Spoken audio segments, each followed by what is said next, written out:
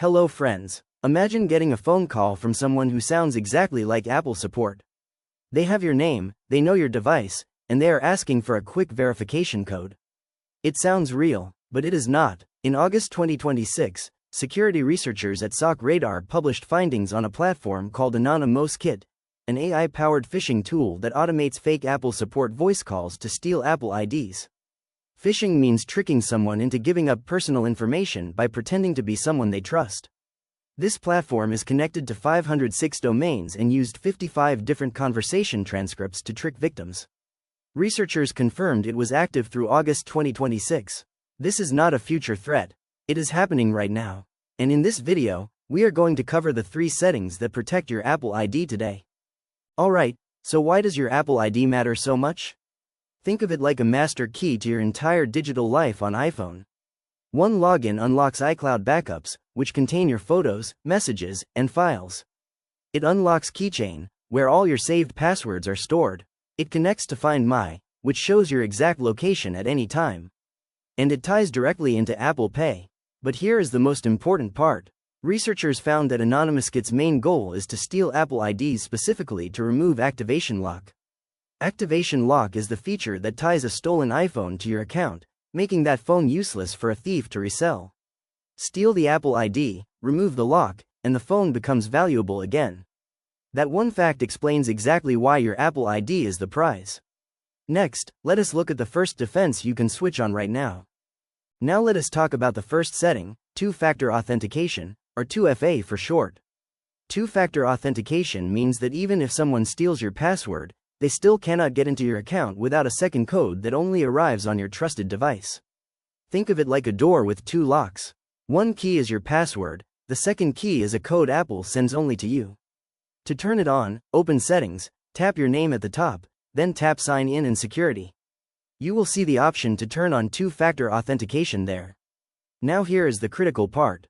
AnonyMousKIT works by calling you and pretending to be Apple support, then asking for that second code.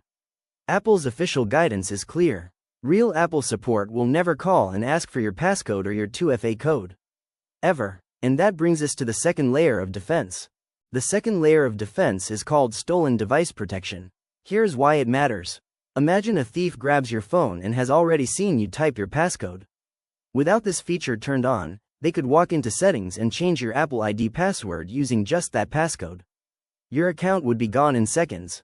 Starting with a recent iOS update, Apple turned stolen device protection on by default for all iPhones. Now, 2 things happen automatically. First, sensitive actions like viewing your saved passwords require Face ID or Touch ID. There is no passcode fallback. A thief cannot bypass it with the code they saw you type. Second, changing Apple ID security settings triggers a 1-hour delay when your phone is away from a familiar place, like your home.